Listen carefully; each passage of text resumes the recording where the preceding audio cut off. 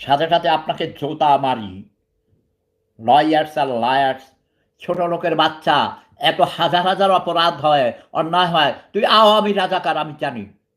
তুই মাননীয় প্রধানমন্ত্রীর দৃষ্টি আকর্ষণ করার জন্য করেছিস। ছোট লোক, ক্রিমিনাল, তুই আওয়ামী রাজাকার। তোকে আমি তীব্র নিন্দা জ্ঞাপন করছি তোর প্রতি। তোর এই কর্মকাণ্ডকে আমি ঘৃণা করি। আমি পরিষ্কার করে বলে দিচ্ছি, বেশি কথা আমি বলতে চাই না। বাংলাদেশের বিবেকবান মানুষের বিবেকের কাছে আমি ছেড়ে দিলাম। প্রতি অন্যায় হয়েছে কি হয়নি, জুলুম অত্যাচার হচ্ছে কিনা আপনারা বিচার করুন। আর আমি ৩১ বছর আপনাদের ওই ছোট লোকদের, গরিবদের দেশে থাকি না।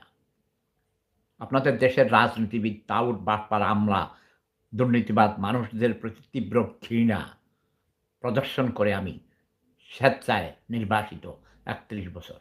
কথা বোঝেন নাই? আপনাদের এসব কর্মকাণ্ডকে আমি ঘৃণা করি। মানুষকে আমি ঘৃণা করি না।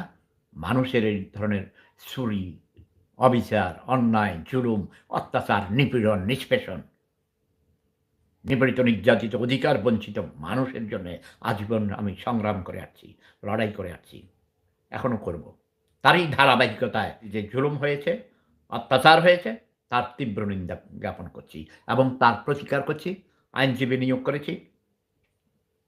ইতিমধ্যে আমার এক নাতি, সম্পর্কে নাতি হয়, ব্যারিস্টার নিঝুম মজুমদারকে আমি দায়িত্ব দিই। শ্রদ্ধা জানাই আমার আরেকজন শিক্ষাগুরু, রাজনীতির গুরু, the main architect of Bangladesh liberation war, Sirajul Alam Khan dada. তাকেও আমি গত ৬০ বছর আগে থেকে চিনি। ডক্টর জাফরুল্লাহ চৌধুরীকে ৬০ বছরের থেকে বেশি সময় ধরে চিনি। একসাথে ছাত্র রাজনীতি করেছি।